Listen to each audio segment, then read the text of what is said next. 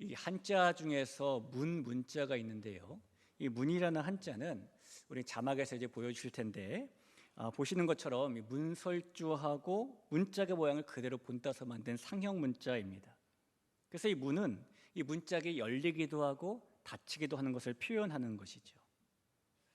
그런데 이 문들이 그렇게 열리기도 하고 닫히기도 해야 되는 것인데, 그렇다고 세상의 모든 문들이 다 동일하게 열리고 닫히는 걸 반복하는 것은 아니에요.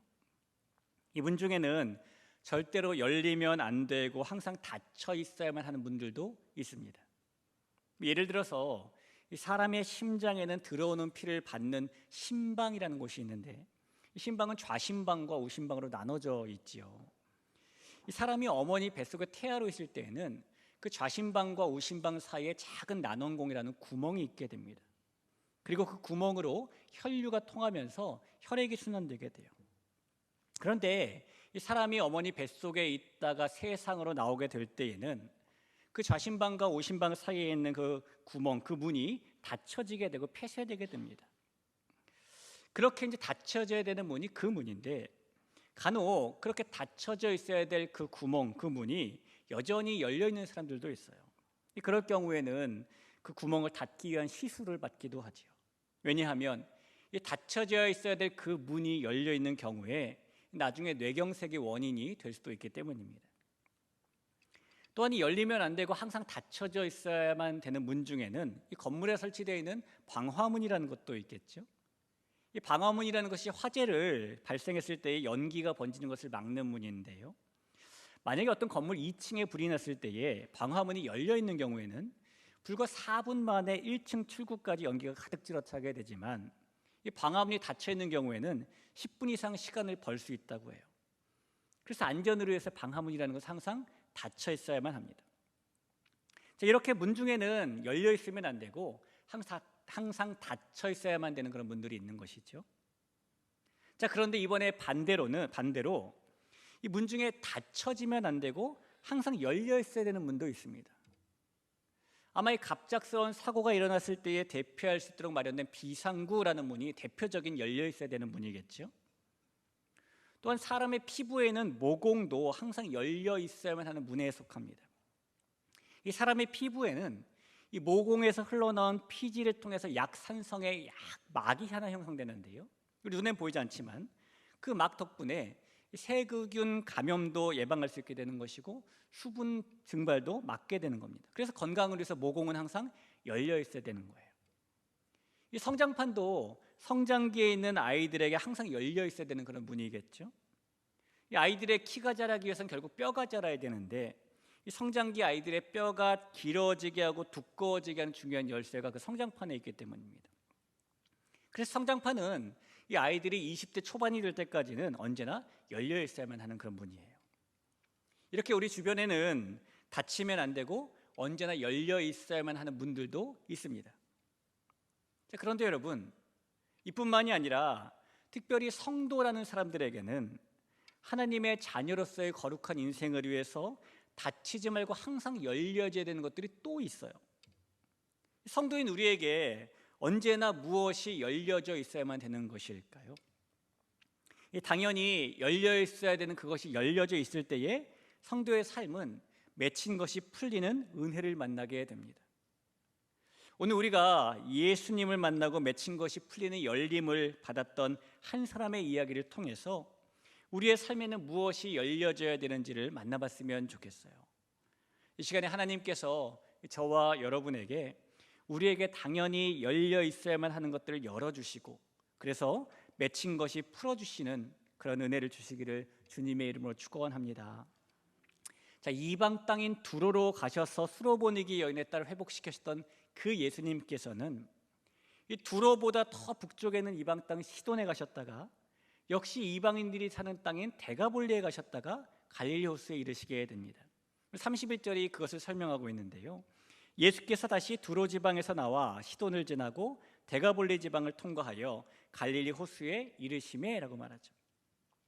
이 신약 시대 때 갈릴리 호수 주변에는 이 호수를 이 절반으로 딱 나눠서 동서를 구분했을 때에 호수의 서편 쪽에는 유대인들이 모여 살았고 호수의 동편 쪽에는 이방인들이 모여 살았습니다. 그 이방인들이 사는 동네를 데가볼리라고 불렀어요.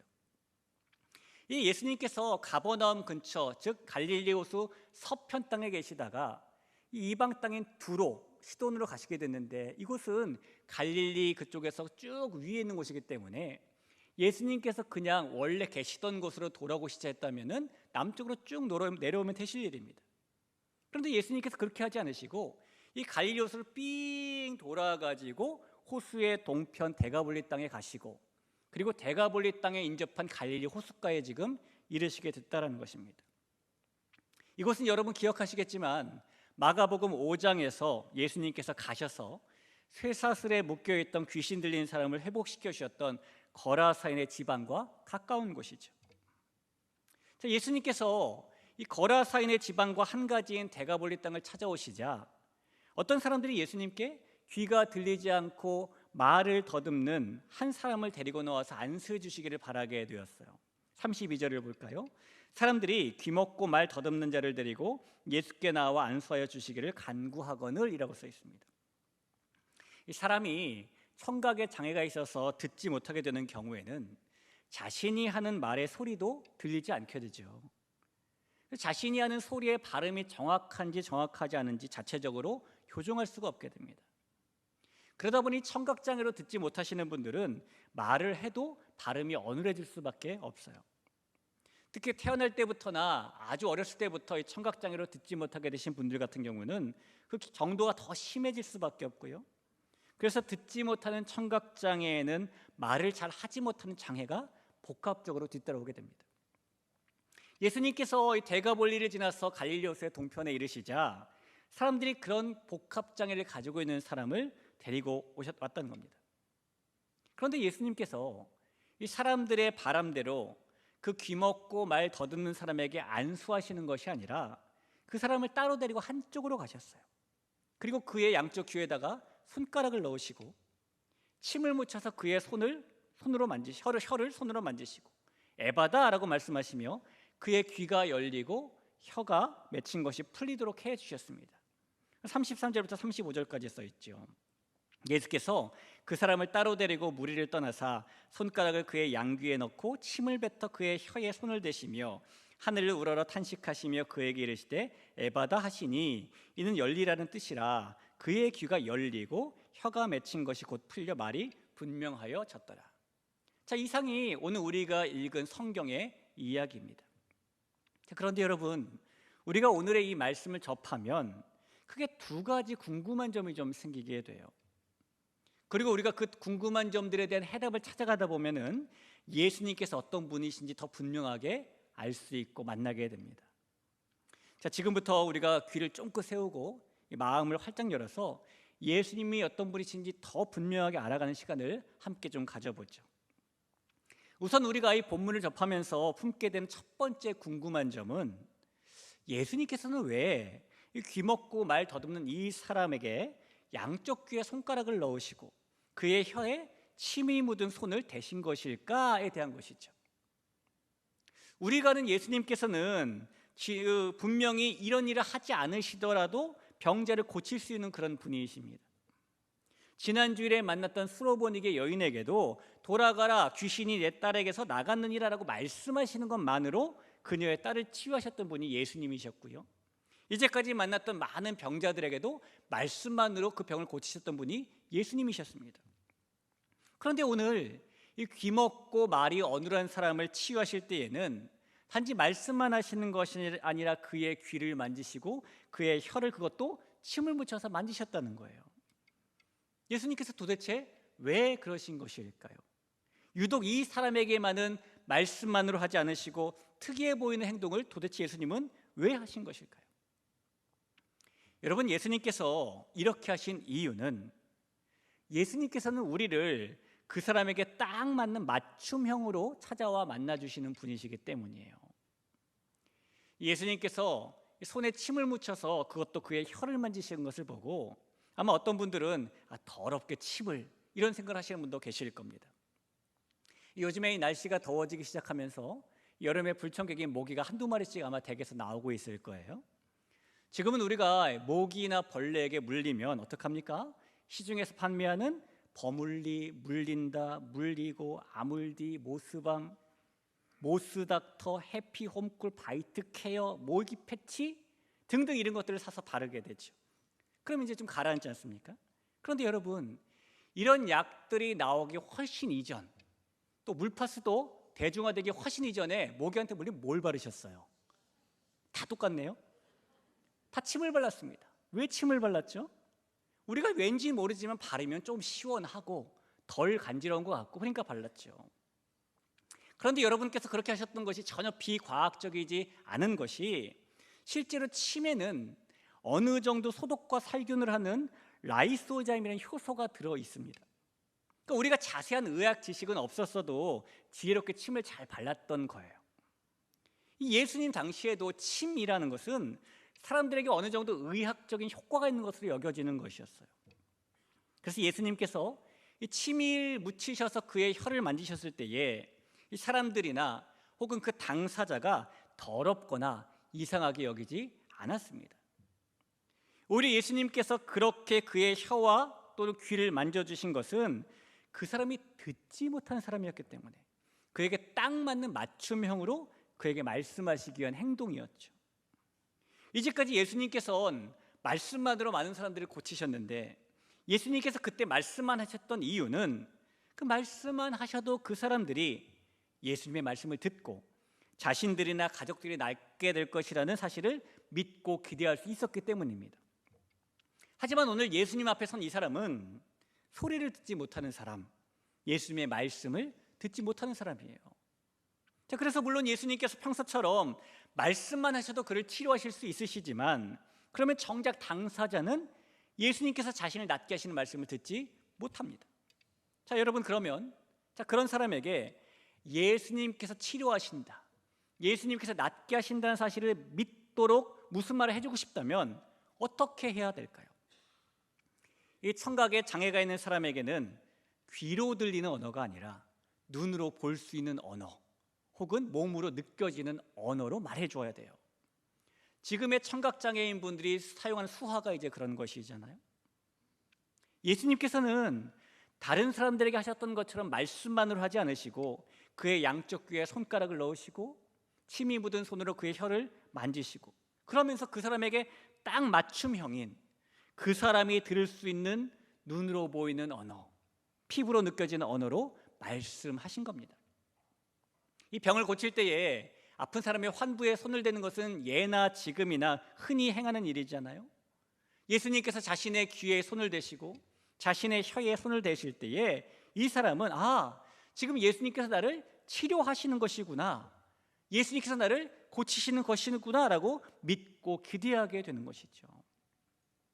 여러분, 예수님께서는 이 귀먹고 말 더듬는 사람을 오늘 처음 만나신 것이지만 그를 오랫동안 알았던 그 어떤 사람들보다도 그를 잘 알고 계셨어요. 그래서 그에게 딱 맞는 맞춤형으로 말씀하시고 그를 치료해 주시는 겁니다. 우리 성도 여러분, 예수님께서는 우리를 찾아오실 때에 우리에게 딱 맞는 맞춤형으로 찾아오시는 분이시고, 우리를 만나주실 때에 우리에게 딱 맞는 맞춤형으로 만나주시는 분이십니다. 우리가 입는 이 옷에는 기성복이라는 게 있고 맞춤복이라는 게 있죠. 이 기성복은 잘 아시다시피 표준 사이즈를 딱 정해놓고 만들어 놓은 옷에다가 사람이 몸을 맞추는 거예요. 그래서 기성복의 경우에는 이미 만들어 놓은 사이즈에 사람이 맞추어 입어야 되기 때문에 어떤 사람은 다행히 그 옷이 자기의 몸에 딱 맞지만, 어떤 사람은 자신의 몸보다 조금 더 큰 옷을, 어떤 사람은 자신의 몸보다 조금 작은 옷을 입게 되죠. 반면에 맞춤복은 그 옷을 입을 사람의 사이즈를 줄자로 정확하게 재서 몸의 사이즈에 딱 맞게 옷을 만드는 것 아닙니까? 그래서 맞춤복은 다른 것과 다 다르게 생겼어요. 획일적이지 않고 다 다릅니다. 그러나 입는 사람은 자기에게 딱 맞는 옷을 입게 되는 것이죠. 우리 예수님께서는 모든 사람을 이미 정해진 기성복처럼 찾아오셔서 만나주시는 분이 아니시라 우리 각자에게 꼭 맞는 맞춤복처럼 우리에게 딱 맞는 방법으로 찾아오셔서 우리를 만나주시는 분이시라는 겁니다. 예수님께서는 모든 것을 다 일반화시키셔서 그 일반화된 매뉴얼대로 우리를 찾아오시고 획일적이고 인륜적인 방법으로 우리에게 역사하시는 분이 아니시라 심정과 여건, 처지와 상황, 정도와 환경이 다 다른 우리지만은 예수님께서는 그런 우리에게 딱 맞는 맞춤형으로 찾아오시고 이미 마치 그 주문 제작한 것처럼 우리에게 딱 맞게 말씀하시고 역사하시는 분이라는 거예요. 우리 귀한 성도 여러분, 예수님께서 저와 여러분 한 사람 한 사람에게 딱 맞는 맞춤형으로 찾아오시고 꼭 맞는 커스텀으로 만나주신다는 사실을 믿으시기를 간절히 부탁을 드립니다. 자, 여러분, 예수님께서 그렇게 우리에게 딱 맞게 찾아오실 수 있는 것, 딱 맞게 만나줄 수 있는 것은요, 이유가 있어요. 그 이유는 예수님께서 우리를 너무나 잘 아시고 우리와 공감하시는 분이시기 때문에 가능한 겁니다. 오늘 이 귀먹고 말 더듬는 사람을 만나신 예수님께서 그를 치유하시기 전에 하늘을 우러러서 탄식을 하시게 되는데 34절을 볼까요? 하늘을 우러러 탄식하시며 그에게 이르시되 에바다 하시니 이는 열리라는 뜻이라라고 써 있죠. 여기서 탄식하셨다는 것은 예수님께서 이렇게 큰 한숨을 쉬었다는 겁니다. 예수님께서 평생토록 귀먹고 말을 더듬게 된 이 사람을 보면서 인간의 죄의 결과로 인해서 그런 질병과 고통 속에 살아가고 있는 그 사람의 모습을 보시면서 너무너무 불쌍한 마음이 드셨던 것이죠. 그의 고통에 너무 공감이 되신 예수님께서 깊은 한숨을 내쉬신 겁니다. 예수님께서는 우리를 잘 아시고 우리와 공감하시는 분이신데요, 이 공감하는 것을 영어로 심퍼디라고 말하잖아요. 우리가 그래서 이 공감이 무엇인지 알려면 이 심퍼디와 비슷한 말인 심퍼니라는 말을 통해서 짐작할 수 있어요.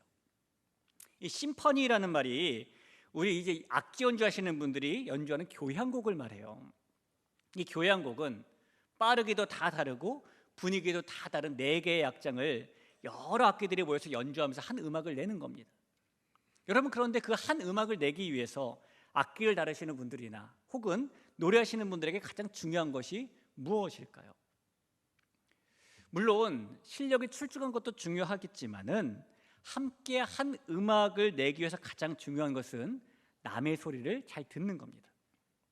이 남의 소리를 잘 듣지 못하면 전체적인 그 음악의 정서에 부합할 수 없게 되고요, 그래서 서로 들어맞지 않게 되면은 절대로 하나의 음악을 만들어낼 수가 없기 때문이에요.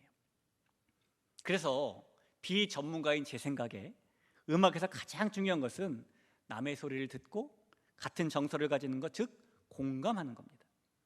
그래서 이 심퍼니라는 말에 교향곡이라는 뜻도 있지만 조화라는 뜻도 있는 것 아니겠습니까? 여러분, 공감은 잘 들을 때 할 수 있는 것이에요. 그리고 예수님께서는 우리 개개인을 너무나 잘 들으시는 분이십니다. 예수님께서는 우리의 각기 다른 아픈 마음, 우리의 다 다른 모든 상황을 너무나 잘 들으시는 분이신 거죠. 그래서 우리를 잘 들으시는 그 예수님께서는 우리와 공감하시는 분이신 것이고, 그래서 그런 예수님께서는 우리의 처지와 상황과 심정과 환경에 딱 맞는 맞춤형으로 우리를 찾아오실 수 있는 것이고, 우리에게 딱 맞는 맞춤형으로 우리를 만나주실 수 있는 겁니다.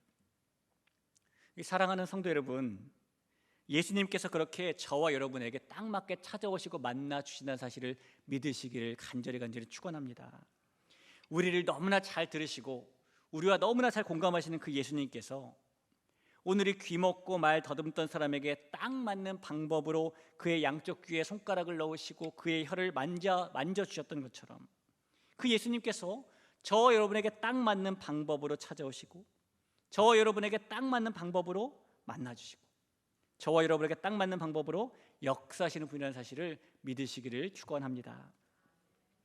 자, 이어서 우리가 이 본문을 보면서 품게 되는 두 번째 궁금한 사항도 있는데, 예수님께서는 분명히 귀먹어서 소리가 안 들리는 이 사람에게 왜 에바다라고 말씀하셨을까라는 겁니다. 이 사람은 분명히 소리가 들리지 않는 청각장애인이잖아요. 그래서 예수님께서도 그 사실을 아시기 때문에 그를 치유하시면서 그의 눈에 보이는 언어로 맞춤형 언어로 말씀하신 거죠. 그런데 굳이 예수님께서는 또 왜 에바다라는 소리 언어로 또 말씀하시는 걸까요? 자, 34절을 다시 한번 보면은 예수님께서 분명히 그 사람에게 말씀하셨어요. 하늘을 우러러 탄식하시며 그에게 이르시되 에바다시니 이는 열리라는 뜻이라. 들리지 않는 그 사람에게 에바다라고 말씀하셨던 겁니다. 분명히 예수님께서는 이 사람이 듣지 못한다는 사실을 모르지 않으십니다.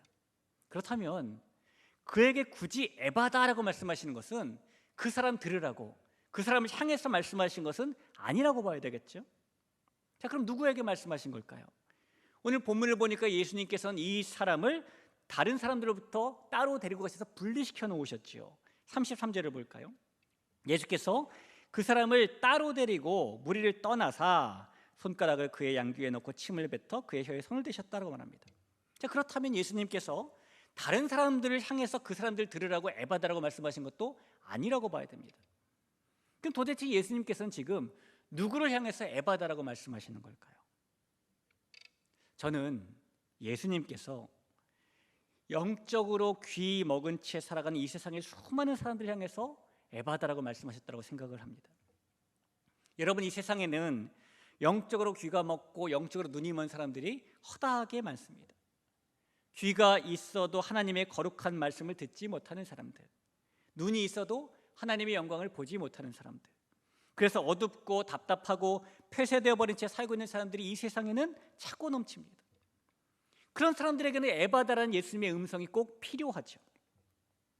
우리가 주변을 둘러봐도 에바다라는 주님의 음성을 들어야 될 사람들이 얼마나 많습니까? 이 세상에 어둡게 닫혀버린 괴로움과 고통 속에 살고 있는 사람들이 얼마나 많이 있습니까? 그런 사람들에게 필요한 것은 예수님의 에바다라는 음성이죠. 예수님께서는 죄로 인해 다치고 맺혀버린 사람들의 삶을 열어주실 수 있는 유일한 분이시기 때문입니다. 어쩌면 여러분, 우리도 그런 사람들 중에 하나일 수도 있어요. 우리도 때로는 영적인 귀가 막혀서 하나님의 말씀을 듣지 못할 때도 있고, 우리도 때로는 영적인 눈이 멀어서 하나님의 나라를 보지 못할 때도 있고, 우리도 때로는 영적으로 맺히고 막히고 꼬여버린 채 살고 있을 때도 있기 때문입니다. 그렇다면 그런 우리에게 필요한 것도 역시 우리를 향해 말씀하시는 예수님의 에바다라는 음성입니다. 성도 여러분, 오늘 성경을 보니까 이 에바다라는 음성을 들은 이 사람은 결국 어떤 결과를 만나면 모든 막힘이 열려지고 모든 맥힌 것이 풀어지는 기적을 만나게 되었어요. 우리 한 번 더 34절 35절을 보죠. 우리 이 말씀을 자막을 보면서 소리내서 한번 같이 읽어보겠습니다. 읽습니다. 하늘을 우러러 탄식하시며 그에게 이르시되 에바다 하시니 이는 열리라는 뜻이라. 그의 귀가 열리고 혀가 맺힌 것이 곧 풀려 말이 분명하여 졌더라. 예수님의 에바다라는 음성을 들은 이 사람은 맺힌 것이 풀리는 열림을 받았다는 겁니다. 오늘 예수님께서 말씀하신 에바다라는 말은 아람어인데요, 열리다라는 뜻입니다. 그런데 이 말씀을 아람어로 말씀해냈기 때문에 성경에서는 이 당시 언어는 헬라어로도 표현했어요. 이거 헬라어가 어떻게 쓰여졌냐면 수동태로 쓰여졌습니다. 무슨 말씀이냐면 정확하게 예수님께서 말씀하신 것은 열려라 라고 말씀하신 것이 아니라 이 귀먹고 더듬는 사람에게 열려져라, 열림을 당해라 라고 말씀하셨다는 거예요. 여러분, 이 사실에서 우리가 분명히 알아야 될 것은 열고 푸는 것은 우리가 할 수 있는 것이 아니라 주님께서 열어주시고 주님께서 풀어주셔야만 한다는 그런 것입니다.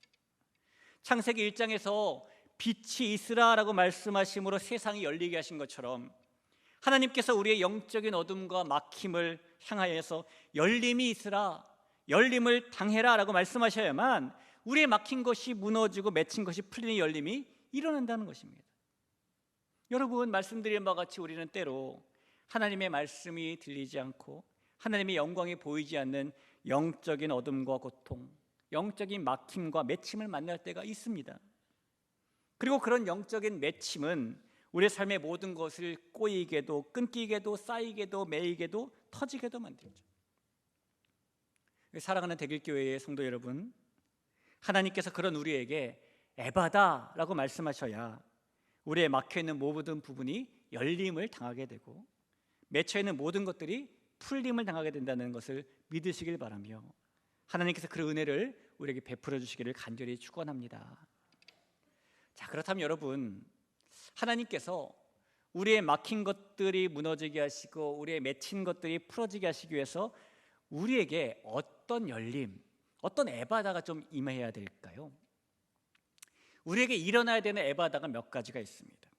오늘 본문에서 예수님께서 말씀하신 에바다라는 이 아람어를 헬라어로 바꾸면 디아노이고라는 단어가 되는데, 이 디아노이고라는 단어가 성경에서 쓰인 몇 가지 예를 찾아보면 우리에게 어떤 열림, 어떤 에바다가 일어나야 되는지를 알 수 있게 돼요.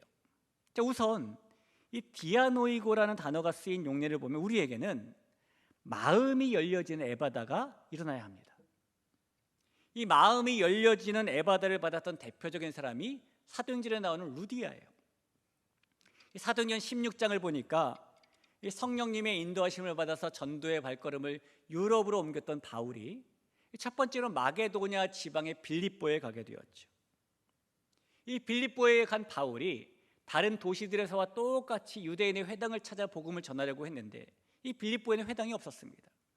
그가 어쩔 수 없이 기도할 곳이라도 찾기 위해서 문 밖 강가에 나가게 됩니다.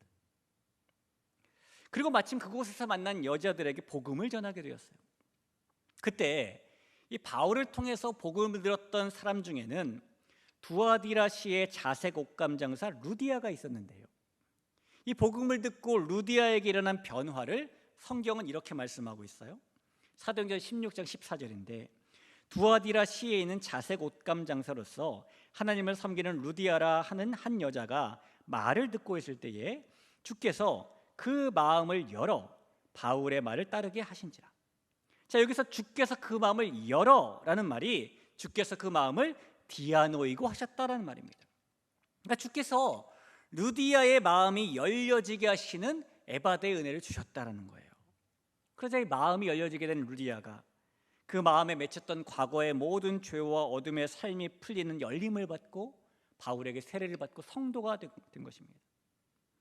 여러분, 우리에게 일어나야 되는 첫 번째 에바다는 복음을 듣고 마음이 열리는 에바다입니다.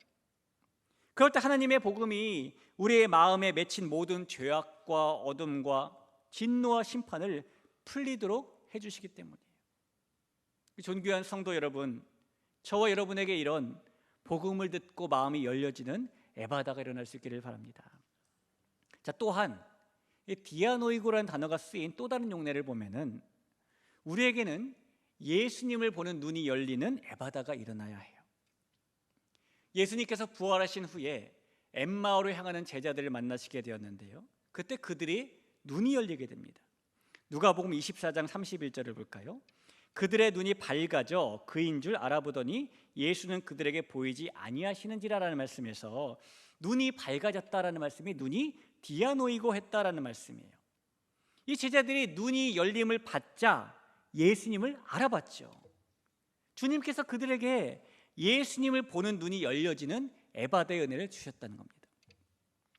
예루살렘 교회의 스데반 집사가 순교할 때를 봐도 사도행전 7장 56절에 보니까 말하되 보라 하늘이 열리고 인자가 하나님 우편에 서신 것을 보노라 한데라는 말씀에서 하늘이 열리고라는 말씀이 하늘이 디아노이고 했다라는 말씀입니다. 하늘이 열려지고 예수님을 보는 눈이 열려지자 스데반 집사가 하나님 우편에 서 계신 예수님을 보게 됐다는 겁니다. 하나님께서 이 스데반 집사에게 예수님을 보는 눈이 열려지는 에바다의 은혜를 주셨다는 것이죠. 이 은혜를 받았던 한 사람만 더 만나보면 요한복음 9장에 나오는 한 맹인을 우리는 대표적으로 떠올릴 수 있어요. 어느 날 길을 가시던 예수님께서 태어나면서부터 맹인된 사람을 만나시게 되셨습니다. 그러자 사람들이 예수님께 예수님, 이 사람이 태어나면서부터 앞을 못 보게 된 것은 그 부모가 죄가 많기 때문일까요? 아니면 이 사람이 죄가 많기 때문일까요? 라고 물었습니다. 그때 예수님께서 이 일이 누구의 죄 때문도 아니고 오직 하나님의 영광을 나타내시기 위함이다 라고 말씀하시면서 그의 눈을 뜨게 해주셨죠. 여러분, 예수님께서 기적적으로 이런 일을 베풀어 주시자 이 태어나면서부터 맹인이었던 사람이 멀쩡히 앞을 보고 거리를 활보하게 되었는데 이 사람들 사이에 난리가 납니다. 그래서 이웃 사람들이 도대체 무슨 일이 있어서 이런 일이 일어난 것인지 그에게 자초지종을 물었는데 그때 맹인이었던 그 사람이 대답하기를 요한복음 9장 11절이에요. 대답하되 예수라 하는 그 사람이 진흙을 이겨 내 눈에 바르고 나더러 실로암에 가서 씻으라기에 가서 씻었더니 보게 되었노라. 여러분, 여기서 이 사람이 예수님을 지금 뭐라고 부르고 있습니까? 예수라 하는 그 사람이라고 부릅니다. 자, 그의 대답을 듣고 여전히 그 사실을 믿지 못했던 사람들이 이 사람을 바리새인들에게 데리고 갔어요. 그리고 바리새인들도 똑같이 그에게 자초지종을 물었는데 그때 맹인이 있던 그 사람이 말하기를 요한복음 9장 17절에 보니까 이에 맹인되었던 자에게 다시 묻되 그 사람이 내 눈을 뜨게 하였으니 너는 그를 어떠한 사람이라 하느냐? 대답하되 선지자니이다 하니. 자, 이번에는 이 사람이 예수님을 뭐라고 부르고 있죠? 선지자라고 부릅니다. 예수님을 부르는 호칭이 예수라는 그 사람에서 선지자로 바뀐 거예요. 하지만 그 사람의 대답을 듣고도 바리새인들은 예수님께서 그런 기적을 일으키셨다는 사실을 믿지 않았어요. 그래서 그에게 묻고 또 묻고 심지어 그의 부모까지 불러서 너의 아들이 태어날 때부터 맹인이었던 것이 정말 맞느냐? 혹시 보이는데 안 보이는 척했던 것 아니냐? 그렇다면 어떻게 이렇게 나은 것이냐라고 꼬치꼬치 묻게 되죠. 그리고 결국 이 바리새인들 앞에서 예수님께서 나의 눈을 뜨게 해 주셨다라는 사실을 부인하지 않았던 일관된 진술을 했던 이 맹인은 눈은 뜨게 되었지만 그 바리새인들의 미움을 받아서 공동체에서 출교당하게 됩니다. 여러분, 이 사람이 출교가 되니까요, 예수님께서 그 소식을 들으셨어요. 그리고 예수님께서 그 사람을 찾아와 다시 한번 만나 주시는데 그때 맹인되었던 이 사람이 고백하기를 요한복음 9장 38절에 보니까 이르되 주여 내가 믿나이다 하고 절하는지라. 자, 그가 이번엔 예수님을 뭐라고 부르고 있습니까? 주여, 주님이라고 부릅니다. 예수님을 부르는 호칭이 예수라는 그 사람에서 선지자로, 선지자에서 주님으로 바뀐 거예요. 이 호칭이 바뀐 것을 보면은 평생 동안 아무것도 보지 못했던 이 맹인이었던 사람은 예수님을 보는 눈이 누구보다도 정확하게 열리는 에바다의 은혜를 받은 것이죠. 여러분, 철학자인 키에르케고르는 인간을 영원한 죽음에 이르게 하는 질병 중에 하나는 하나님께 대한 무지라고 말했습니다. 예수님께서도 예수님을 믿지 못하는 당시의 종교 지도자들을 향해서 눈이 감겨져 있는 소경이다라고 말씀하셨어요. 이런 것들을 볼 때에 여러분, 우리에게 일어나야 되는 두 번째 에바다는 예수님이 누구신지 정확하게 보는 눈이 열리는 에바다예요. 그럴 때에 예수님께서 우리의 구원자로 우리의 인생의 모든 죄악과 어둠, 진노와 심판을 풀리도록 하시는 분으로 만날 수 있기 때문입니다. 사랑하는 성도 여러분, 저와 여러분에게 예수님을 그렇게 보는 눈이 열려지는 에바다가 일어나길 간절히 바랍니다. 우리가 살아가는 삶의 모습에는 왜인지 맺히기도 하고 막히기도 하고 꼬이기도 하고 끊기기도 하고 쌓이기도 하고 터지는 일들이 나타날 때가 있습니다. 어떨 때는 우리의 경제 생활에 이런 맺히고 꼬이고 매이는 모습이 나타나기도 하고요, 또 어떤 때는 우리의 인간관계에 막히고 끊기고 터지는 모습이 나타나기도 하죠. 우리의 육신의 건강에도 그런 일이 나타날 때가 있습니다. 그리고 또 어떤 때는 우리의 신앙생활에 맺히고 막히고 꼬이고 끊기고 매이고 터지는 모습이 나타날 때도 있어요. 여러분, 그럴 때 우리에게 필요한 은혜는 이 맺힌 것을 풀어주시는 열림의 은혜, 에바다의 은혜인 겁니다. 우리의 마음이 열려지는 에바다의 은혜, 예수님을 보는 눈이 열려지는 에바다의 은혜, 오늘 말씀에서 귀 먹고 말 더듬는 사람에게처럼 맺힌 것이 풀리게 하는 에바다의 열림이 우리에게 필요한 것입니다. 저와 여러분의 삶이 이 쌓인 것이 녹아내리고 막힌 것이 무너지고 끊어진 것이 연결되고 꼬인 것이 풀리고 그리고 맺힌 것이 풀리는 에바다의 열림이 일어나길 간절히 축복합니다. 우리를 너무나 잘 아시는, 공감하시는 그 예수님께서 우리에게 오늘 말씀하실 거예요. 에바다. 그럴 때에 모든 것이 열리고 맺힌 것이 풀린 열림을 만나는 여러분 되시길 축복합니다.